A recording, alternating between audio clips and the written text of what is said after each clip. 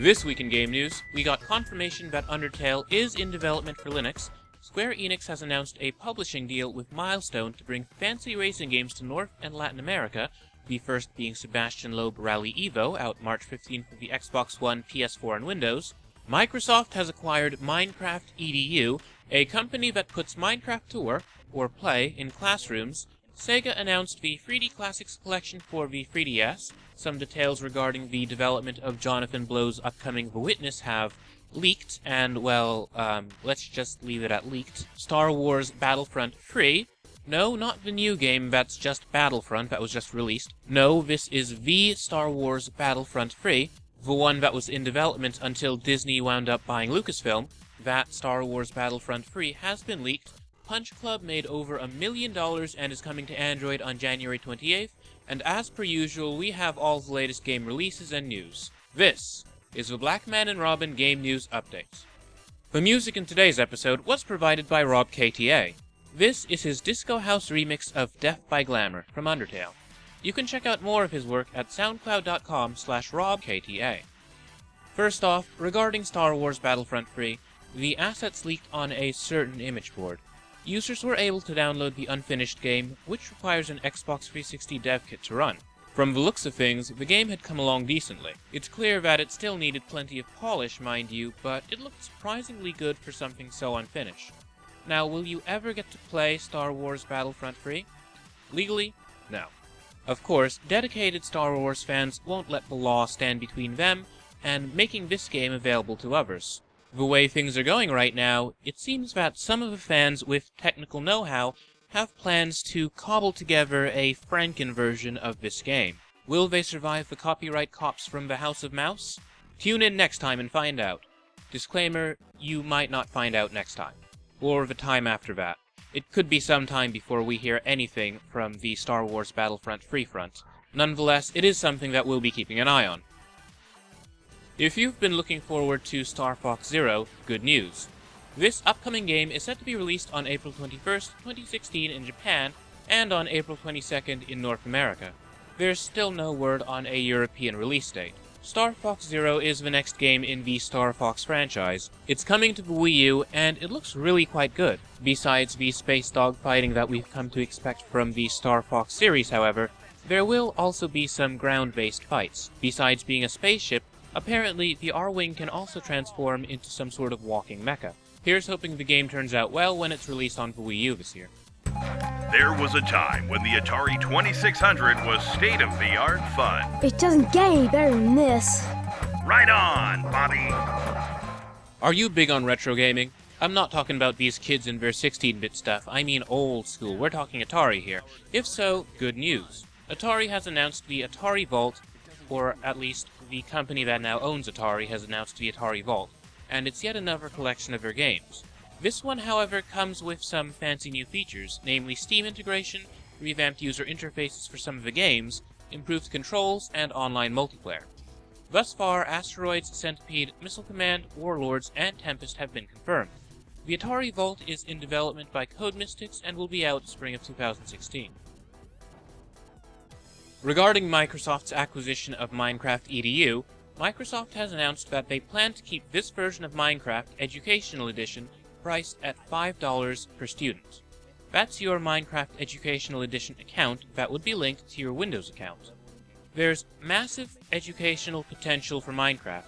Imagine using it to model molecules and then walking around inside them. You could teach students about the structures of chemicals in ways that were previously impossible. Keep in mind that Microsoft already does own Minecraft.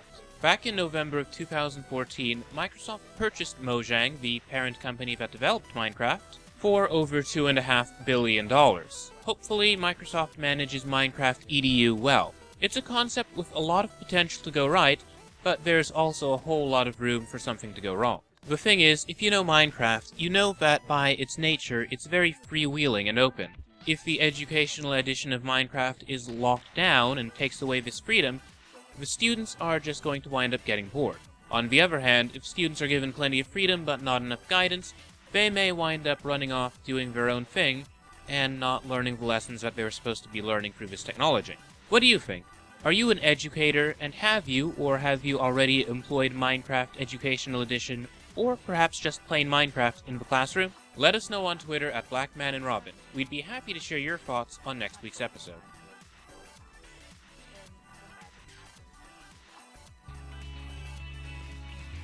To walk into the world that a child has created and to see their excitement, to watch their eyes light up. It is something that you honestly have to experience at least once in your life.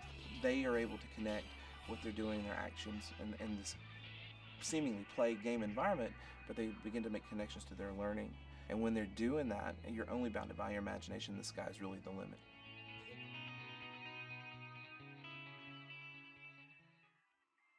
In other Minecraft news, Minecraft Story Mode was released on the Wii U this week. It's not at all like the blockbusting epic that is Minecraft. It's something else entirely, a point-and-click adventure game by Telltale. It's surprisingly good from what I've heard, and is already available on Windows, Mac, iOS, Android, PS3, PS4, Xbox One, Xbox 360, and is coming to the PlayStation Vita sometime in the future.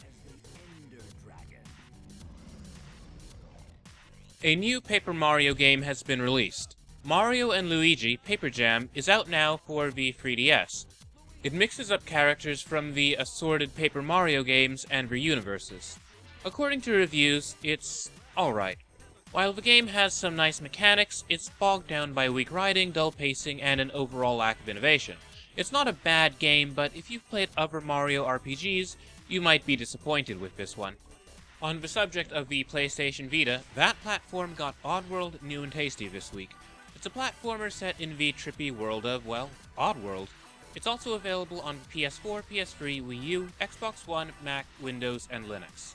I confess, I've not yet played a game in the Oddworld series. From what I've heard, however, New and Tasty is a fantastic jumping-in point. If you're looking for a weird, fun platformer, check it out. The Bug Butcher was released on Steam this week for Mac, Windows, and Linux. In the game, you play as Harry, an intergalactic exterminator. It's your job to fight off vicious insects, save a scientist, and survive. It's a very arcadey game, and it's actually won quite a few awards. It's also gotten great reception from players. In addition to having a nice fun single-player campaign, the Bug Butcher also boasts local co-op.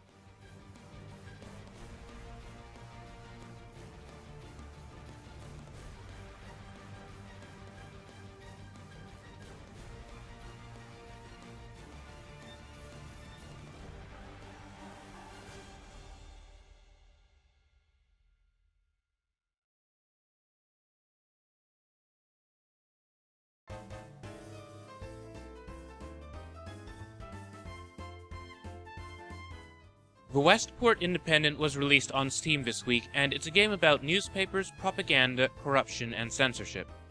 You play as the editor of a newspaper in a country that's just gotten over a very serious war. Even though the war is over, there is still much dissidence, and it's up to you to decide on how to use your newspaper in order to influence the people who read it. It's a cool concept, but it's gotten mixed reviews on Steam. Most of the complaints regard the game's short length, as well as its lackluster gameplay. The trouble with the Westport Independent is that it seems to lack a sense of urgency, and nothing feels consequential. At least, that's what I've heard about it. Still, I like the art style and might try it for myself. The Westport Independent is available for Mac, Windows, and Linux.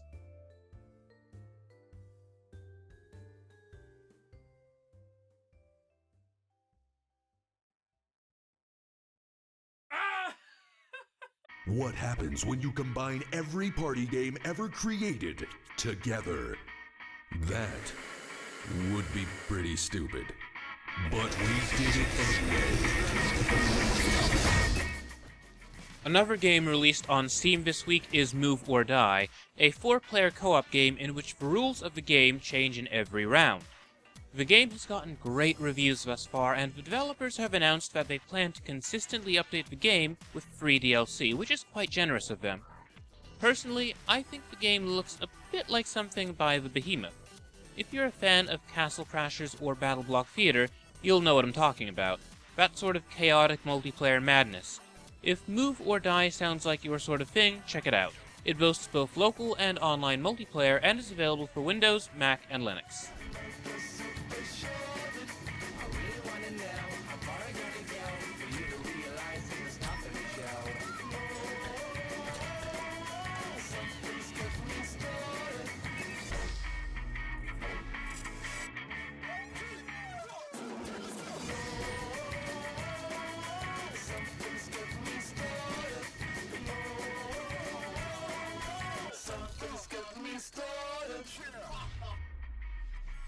get it now on Steam. Because it's available on Steam, so that's where you gotta go to get it. Go get it. Steam is good. Go get it.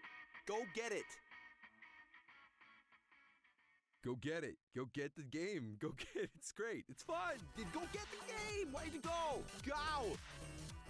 If roguelikes are more your thing, rest assured we have you covered this week. Star Wars Rogue was released this week on Steam, and it's gotten great reviews thus far. Developed and published by Arcan Games, Star Wars Rogue is a bullet hell roguelike hybrid. You control a mech, explore a megalith, and upgrade your mecha suit using loot you found in the game. Star Wars Rogue is available for Mac, Windows, and Linux.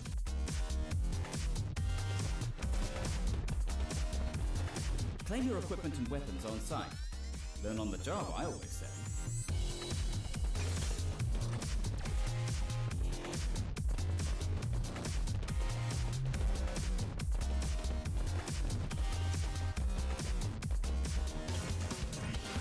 Fight your way through the defenses, but don't fret about death. It's only one head in your mech, and your heads grow back.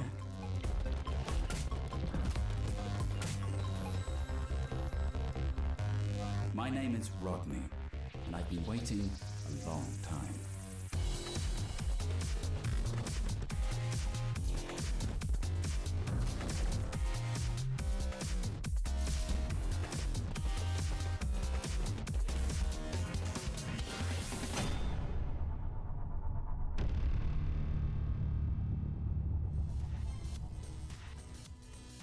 Ten more games from the Xbox 360 will now run on the Xbox One.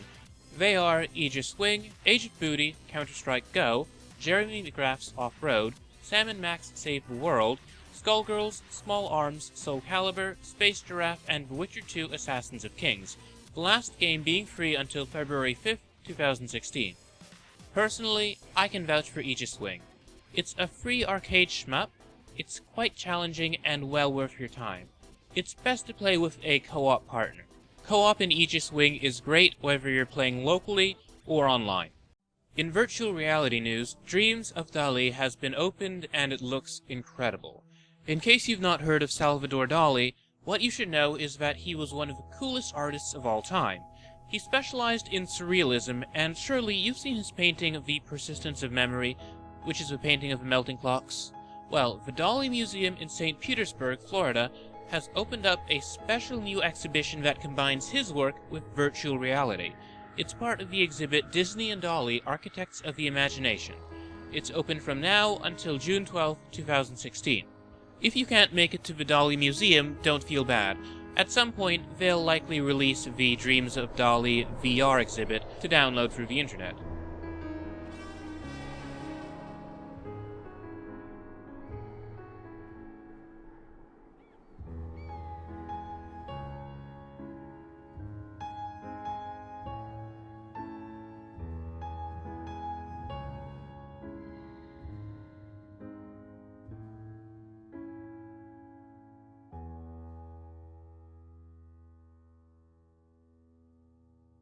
In crowdfunding news this week, we have some cool Kickstarters to show off. The first is for a game called Children of Zodiarcs. It's a tactical RPG and card game that has the backing of the Square Enix Collective. In development by Cardboard Utopia, Children of Zodiarcs draws inspiration from such games as Shining Force, Final Fantasy Tactics, XCOM, and others. The game's story really caught my attention. The main characters in the game aren't princes or royalty, but poor kids from a city. They're in trouble. By the time of this episode's production, the game had already shot past its nearly $35,000 goal.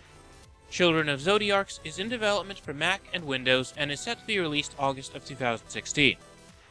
Our next game is Shadows of Adam, a retro-style JRPG with some very cute pixel art. It's got your standard story: you grow up in the woods with your sister, your legendary hero of a father inexplicably leaves you, darkness is returning to the world, all in a day's work for a JRPG. If you'd like to try out Shadows of Adam, there's a demo at the game's official site. Just check out demo.shadowsofadam.com. Shadows of Adam is in development for Mac, Windows, and Linux. We have one last crowd-funded RPG to show you today, an ARPG simply called Dragon the Game. It's not 100% science-based, but it does permit you to play as a dragon, terrorize villages, and raise your own little dragonlings. I've been following the game for a while, and I really love the concept, but honestly, I'm not sure of what's really going on with the gameplay itself. From the looks of things, the gameplay still needs some work. Honestly, what happens when you raise your baby dragons? Does the game become like Might and Light's Shelter? If you decide to terrorize villages, does that make villagers hate you? Are there quests? I think that the developers could stand to lay out a little bit more information about the structure of the game. The developers are aiming to have Dragon the Game finished by December of 2016. It's currently available on Steam Early Access if you'd like to try it out for Mac, Windows, and Linux.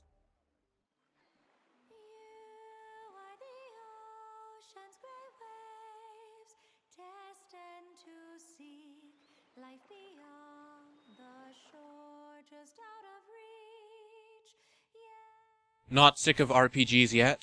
Good, because Nintendo got excited about theirs this week. The upcoming Fire Emblem Fates will be coming with a gorgeous Special Edition 3DS XL, which is being released alongside the game on February 19th, 2016. But that's not all. The upcoming Bravely Default Second End Layer, the sequel to Bravely Default's Flying Fairy, will be getting a fancy collector's edition with the game, soundtrack, and a 250-page art book. That comes out on April 15th, 2016. These aren't the only 3DS RPGs to look forward to this year. On January 26th, Final Fantasy Explorers comes out, and on February 16th, Project X Zone 2 is coming out. Now, Project X Zone 2 is probably the strangest RPG coming to the 3DS this year.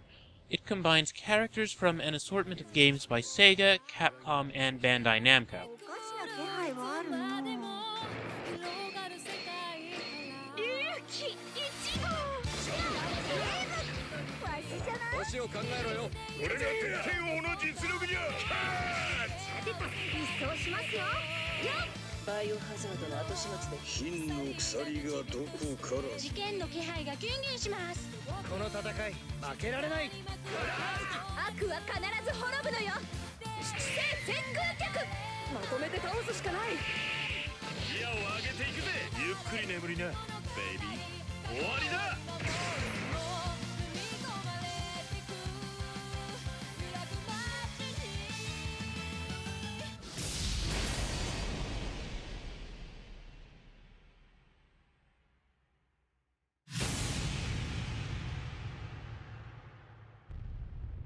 If you've been hoping to play Prison Architect on your home console, great news. The game is coming to the Xbox One, Xbox 360, and PlayStation 4. In case you've not heard of it, Prison Architect is a game in which you build a jail, take in prisoners, and try to maintain order. The game was a big hit on PC when it saw a full release last autumn. This console edition of Prison Architect comes with Prison Warden mode, which lets you skip most of the building and enjoy a pre-built prison. Your focus primarily in that mode of the game is just to manage it, as a warden would. Additionally, the console players will be getting what's being called World of Wardens, which lets them try prisons designed by other players. Prison Architect for Xbox 360, Xbox One, and PS4 is set to be released this spring. If you're in the market for something friendlier, co-op game Lovers in a Dangerous Space-Time is on track to be released on the PS4 on February 9, 2016. This is a game that has gotten fantastic critical reception. It's a co-op game in which you and your partner must control different elements of a big round spaceship. It's chaotic and a lot of fun. Lovers in a Dangerous Space-Time is already available for Mac, Windows, Linux, and Xbox One.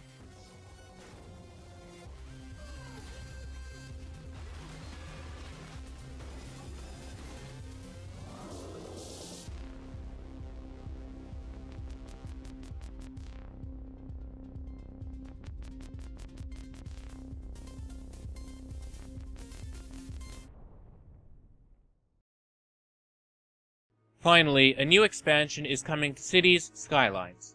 Titled Snowfall, it brings, as you may guess, snow to the game. Check out the charming trailer.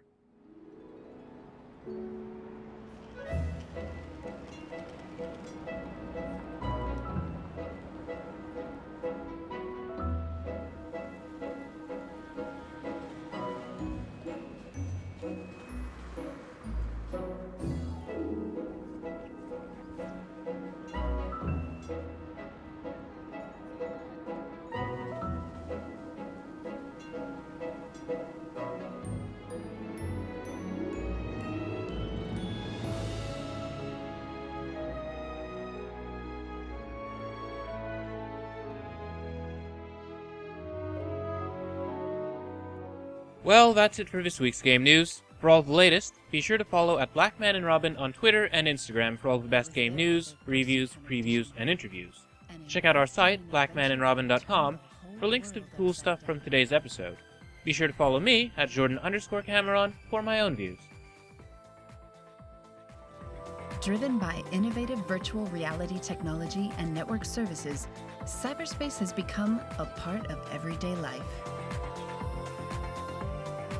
The teenager gained access to the bottom of Eden, a very dangerous and treacherous place. What was found was unexpected.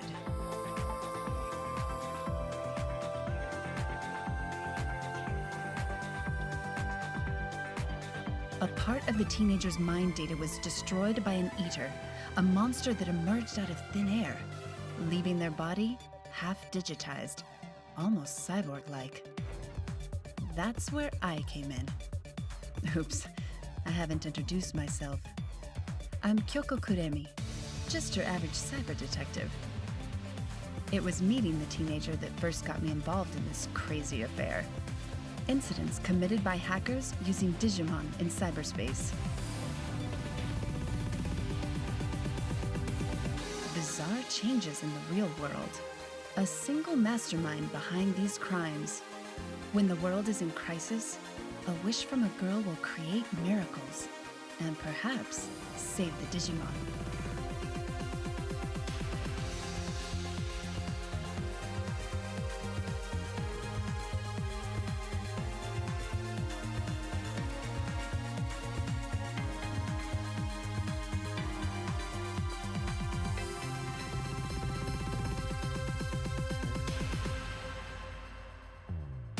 Digimon Story, Cyber Sleuth.